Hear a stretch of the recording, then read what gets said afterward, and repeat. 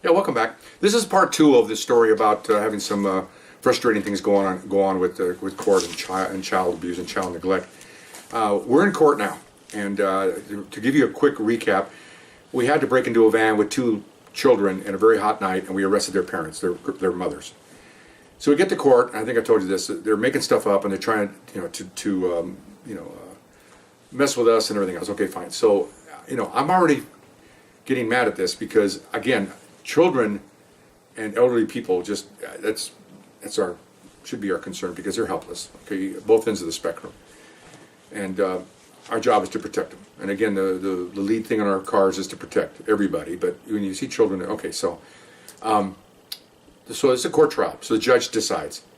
So I'm sitting there and looking at my partner, and we're just shaking our heads because we know it's coming. And sure enough, judge comes out. I looked at both these cases, and blah blah blah. Here comes the BS. I feel that the best interest of the child. Here we go. They get returned to their parents or to their mothers. And I'm just sitting there looking at him, and now I've got some 3.5 years on, and I'm looking at the judge, and I'm staring at the judge straight on. He's looking at me, and I'm just going like this. And he looks at me, gives me a funny look, and then I thought, well, I don't care anymore. Okay, so they're happy, of course. Pollyanna and her girlfriend are happy. They're hugging each other, and the attorney's, he's beaming because they like to win. They don't care they don't care. You think that attorney cares when he goes back to Beverly Hills, West LA? He cares about this poor kids living in East LA? He could care less. He won. That's all he cares about. Okay, so they leave. They're all happy. They're giving us looks like we're the bad guys. I'm the bad guys? You're abusing your children, and I'm the bad guy? So they're looking at us. They leave with their attorneys. The district attorneys are putting this file away. Judge stands up, opens his robe. He's done for the day. And he looks over at me, because I'm the one that gave the look, not at my partner. And he goes, I understand, counselor. And the DA looks up at him. A lot of people aren't happy with his decision, and he's looking right at me. And I'm looking right back at him with a neutral face now, like this. He goes, that's just the way it is. That's the law. That's my ruling. He walks away. And I went, okay, so he may even be bothered with it. But legally, maybe that's what he's going to do. I have no idea. Okay. All right, let me go to another one. There's another. Maybe I'll just make it one time, but it happened twice. I was working a gang unit in suit and tie, and we got reassigned to handle child abuse cases. Okay, and where we worked wasn't very many of them.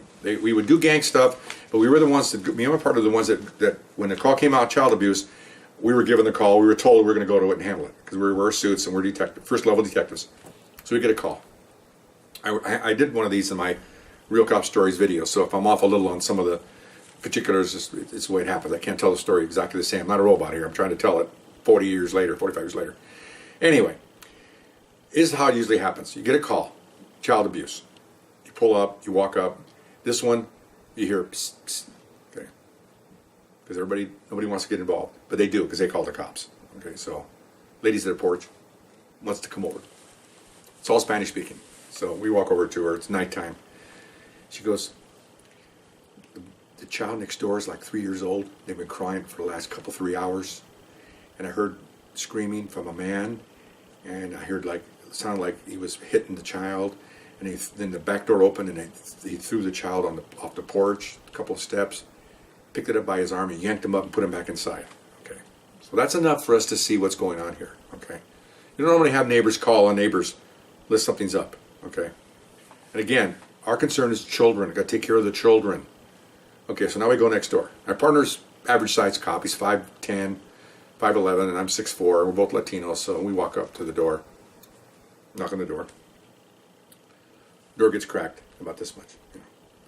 I've been around long enough. Been on a job there about maybe 3.5, 4 years now. I stuck my foot in the doorway on purpose. Okay, because I had a door slammed on me a few months earlier, and I don't like that.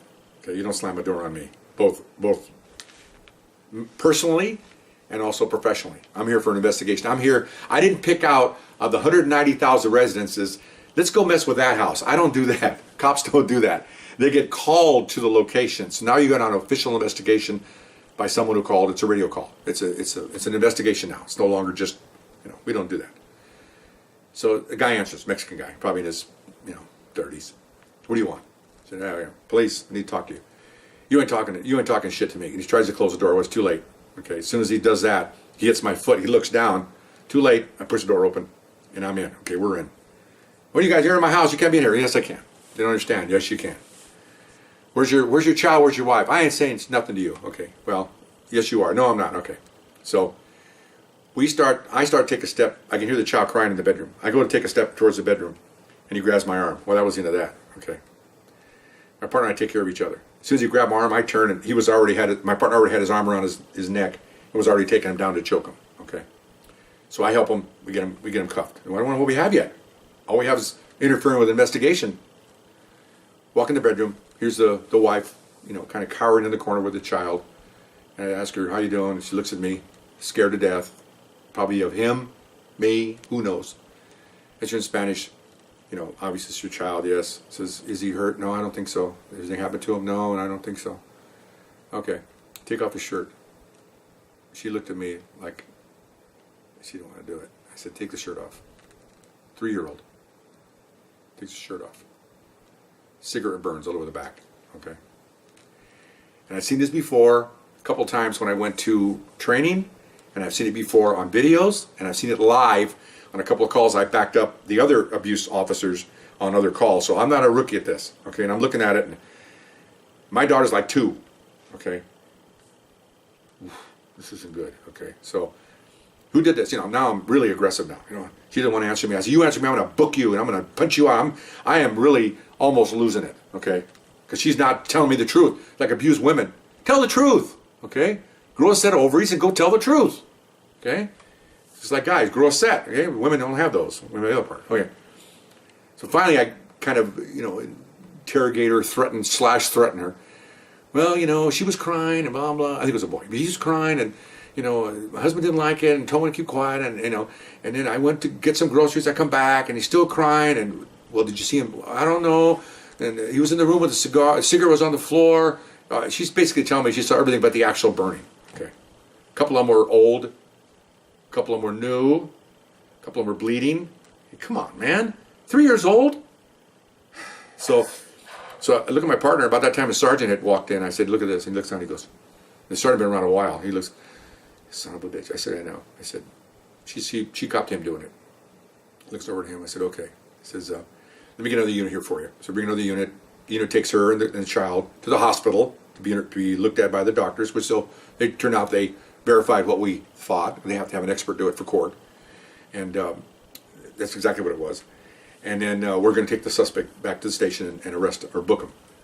Well, I'm not proud of this, but even though they're handcuffed, you're not supposed to beat them, which we didn't. But if they resist getting in the car, if they resist us helping them to where they're supposed to be going, then we can persuade them. Persuading meant we call it a wrist lock, okay, in the old days. You get their hand like this and you put this part of the arm in your stomach and you grab this part and you just pull down until he does what you want him to do. Okay, I've done it hundreds of times. I've only broken one wrist. Sometimes it happens, okay. I'm not laughing at it happening, I'm just saying that ironically it does happen. Pretty good though, pretty good pain compliance they call it. So I'm already mad anyway. I'm mad at this guy. He's yelling at me and calling me all kinds of names. He used to call me, the biggest name he used to call us was coconuts. Okay, coconut. Brown outside and white inside. Okay, they used to call the black officers Oreo cookies for the same reason. Okay, we're basically the white man's servant. Okay, well, I ain't nobody's servant. When I went to Vietnam, I was nobody's servant. Okay, I'm just doing my job. So I'm already mad about that. He's chipping away at this and, talking about my mother. I don't care about that. I just don't like maybe coconut was the one that put me over the edge. Who the hell knows? I like coconut. I eat mounds all the time. Anyway, so we get into the car, and now I'm on a short fuse, man. If this guy resists anything that I ask him to do, I'm going to crank this wrist lock on him, man, big time. I wanted to just choke him, but you can't choke people that are handcuffed. You can't beat them. You're not supposed to do that. We don't do that. But there's other things we can do. You can put the thumb back of the head, and all kinds of stuff. So I could get in the car. F you. Well, I was into that. I put the wrist lock on him. Get in the car. No, do it again. Okay. Okay, fine. That little bit helped. I felt better. Felt like it flowed out of my body. I felt good. So take him back, book him in. That. Okay, felt pretty good. Okay. That didn't go anywhere in trial because they were getting divorced anyway. So they gave the child, found out, to the mother, and they were separated. So the child didn't have to go back to that environment anymore, which is a good thing. Hopefully, it'll take care of that. Okay, that wasn't bad. A month later, same call. almost exactly the same circumstances. Lady calls us over. I could see him through the window, whipping his child. The child's 4 years old. Okay, fine. And it's a boy. I don't know why it's always seems boys. Anyway, so we go next door, almost exact duplicate. It was like Bizarro World. Okay, knock on the door. Got my foot in the door. Guy opens it up. What the F do you want? We need to talk to you. You ain't talking to me. Tries to close the door. We go in. There's a struggle again. I was with a different partner. We had like 5 kids. Okay, he came on the job when he was 30, so he had a lot of babies. So he's emotionally involved in this. So we take him down again. We cuff him, looking for the wife and child. Almost the same thing. Okay, almost the same thing. Only in this case, the child was whipped with a phone cord. Okay, come on, man. This isn't slavery here. You're whipping your children. Oh God, I can still think about it now. How many years later? You know, again, take off the shirt. I don't want to take off the shirt. You're taking off the shirt, ma'am. I told her, and this time I said, either take off the shirt or I'm taking the shirt off. Well, they don't want you to touch your kids. Let's take the shirt off. Take it off. You can see horrible. So, same thing. Only this time my partner had the same thing I had. That he got emotionally involved, taken him to the car, and he put the wrist lock on him, and he actually slammed his head against the side of the car. Which, again, I didn't mind that. Okay. So anyway, same thing. Okay. We booked him in. Only this time we had to go to court because of the they were fighting it. They were married people and they were going to fight it. Okay. So we get a subpoena. We go to court. Okay. It's juvenile court because the other charges have been dropped. I don't know why. And they're going to go to juvenile court for disposition of the child. What are they going to do with the child? And it's always a stacked deck. You go in there and it looks like they always seem to lean towards the mom or the dad, which is, I can see some argument about that, but not when you're whipping people. It just doesn't make any sense. Okay. So we go to court. And my partner, again, older than me, 4 or 5 kids, very emotional in this case. I was emotional again from the one I had a month earlier. Okay, I still got away from that one. And so we get up there, and he testifies, I testify. Of course, the wife doesn't say anything; she won't testify, which is typical. So okay, so they deliver. It's a judge, it's a court trial, just the judge. Okay, I think what I'm going to do now is I'm going to stop for a second because my tape's running out. And okay, we're okay. I have a little bit after this. Okay, so after this. The child was given back to the mom. Okay, my partner and I got out of that courtroom and we were just hot. We go back to the station, we were just, we could boil water, man, we were so hot. Okay, so the next day, I go in to talk to my boss, and I tell him, hey, I need to talk to him. This is the big boss, in charge of all the detectives. And he said, what do you need? I sat down with him. I said, look, I have a problem. Okay, and I had 3.5 years on, 4 years on. I said, I can't do this. I can't do this. Okay. He goes, yeah, I explain why. That I'm getting too emotionally involved, and if I keep beating these guys, I'm going to lose my job. He goes, okay, we'll change assignments. It's the only time in my career I told my supervisor I couldn't do the job. He said, that's good because your partner came in here about an hour earlier and said the same thing. I said, I'm really sick. He goes, no, that's okay. Just like guys that work rape investigations, the guys that work, juvenile, not everyone can do this job. And I tried to see if you guys could do it, and I'll reassign you back to gangs, and I appreciate your candor. I said, well, I appreciate you giving me this opportunity. So it kind of ruined us for that future kind of work, but I found out I couldn't do that. I'm doing that kind of stuff, and I'm holding my daughter in my arms. Can't do it. Very, very infuriating to see the courts do that too. But that's the way it is. So anyway, a little depressing. Maybe the next story will be a little bit funnier. So hope you enjoyed that. We'll see you later. Bye-bye.